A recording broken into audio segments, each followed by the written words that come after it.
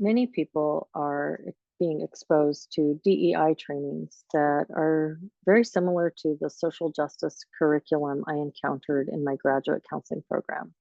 These DEI trainings tend to focus heavily on race, and they can cause a lot of guilt and shame in trainees. And for people who have concerns or objections or criticisms of the material, and there are lots of reasons why you might, this can be very confusing and cause a lot of anxiety, and it can be really intimidating to know how to or whether to challenge what you're being taught. And the reason it's so intimidating is that there is an automatic response baked into the ideology behind DEI that rejects your concerns on the basis of some flaw with you. So if you are a white person and you are raising concerns about how you're being taught to think about race, then it's because of your white fragility. And if you are a person who's not white and you have concerns about how they're teaching you to think about race, then it's because of your internalized white supremacy. So either way, there's some flaw in you that prevents you from accepting the truth that you're being told by this ideology or by your trainer. And this prevents you from engaging in a logical manner with the material. And there are a number of rhetorical fallacies being employed in order to dismiss your concerns. I want to talk about a couple of those, and then I want to talk a little bit about the logic behind the trainings on race and why I think that it falls apart on itself under examination. And so first, looking at rhetorical fallacies, just a couple. And if you can think of more of them, I'm sure there are many, and you want to add them in the comments below this video, I would love to read what you think, because these are just some of the really obvious ones that stand out for me. The first one is circular reasoning, circular argumentation. So that looks like, in this case, you are objecting to this because of your white fragility. That says you object because people like you object. You object because white people are fragile and they object. Or if you are not white and you object, then you object because people like you object, because people like you have absorbed white supremacy and you're oppressing yourself. So it's, again, you object because people like you object. And anytime you encounter something like that in an educational setting or in a training, that's a huge red flag, because you're not able to significantly or substantively discuss or examine the material in a logical manner, and that should just be a huge red flag. So the second major rhetorical fallacy that stands out for me is the Kafka trap. And a Kafka trap is a rhetorical fallacy in which denial of something is taken as proof of that thing. So in this case, if they say you're a racist and you say, yes, I am, then you're a racist. But if you say, no, I'm not, then that means you're a racist. And that's actually the way that their material teaches you. So if you deny it, it's because you're so racist that you're denying it. So that's the Kafka trap being employed. And another rhetorical fallacy here that's in use here is the ad hominem attack.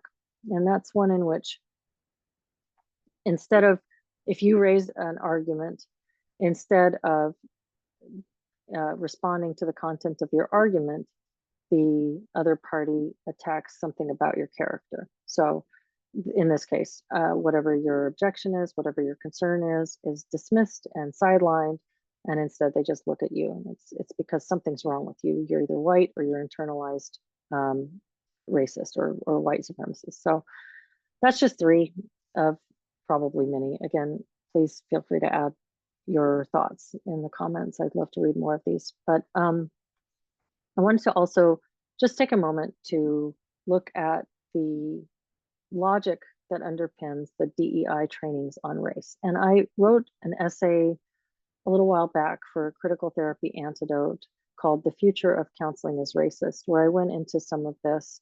And if you'd like to read that, I'll link that below. I'm going to draw from it a little bit here, but it's a longer essay if you're interested.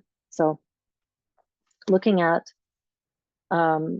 what racism is and why it's harmful. And if we want to just go on the conceptual level here, so racial discrimination could be looked at as the assumption or association of unwanted or negative stereotyped characteristics with a particular racial and or ethnic group, and the subsequent prejudicial behavior against individuals based on those assumptions who are perceived to belong to that group. And the reason that it's harmful is that it's harmful for lots of reasons, but the reason that it's wrong is that it's unfair to apply stereotyped negative assumptions about behavior or characteristics to individuals based on demographic characteristics that are outside of their control. And treating individuals differently based on those assumptions can create negative outcomes for the individuals that they've done nothing to deserve. So this is being experienced on the level of the individual.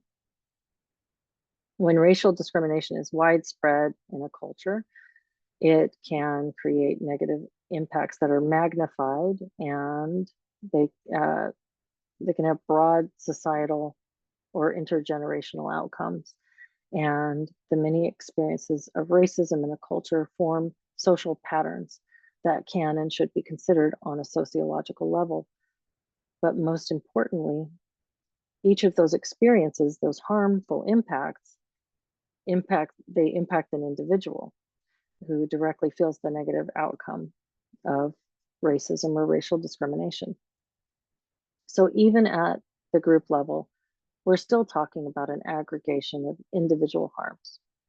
And so the simple answer to why is racism wrong is that it's unfair for individuals to be persecuted for negative feelings other people may have about people who look like them or who they associate with them. And put another way, the essential reason why racism or racial discrimination is wrong is because it's anti-individualist. It values group identity over everything else that makes up a person. And so the DEI or critical social justice or critical race or whatever you want to call it, this ideology is essentially using the exact thing that it says it wants to fight. It employs those same methods in the addressing of the problem that it sees. I prefer to think of it more as applied demography. It's demographic, it's sociology, but it's applied to the individual level. And so there are ways in which it makes sense to look at demographic patterns and sociological patterns. It really does. And it's important to address these things and to understand them and to have conversations about the context from which different people come.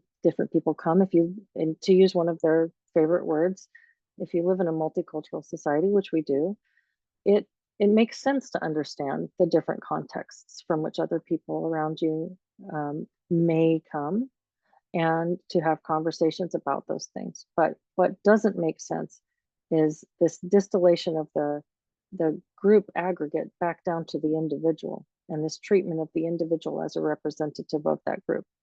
And even though DEI explicitly tells you that that's not what they're doing, that is exactly what they're doing.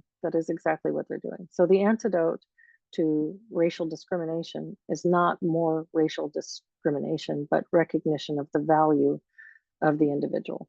And so as far as I see it, the DEI framework falls apart logically, because if the harm of racial discrimination is experienced on the individual level, and groups are just aggregates of individuals, but DEI says that individuals don't matter, then what is it that they're seeking to address?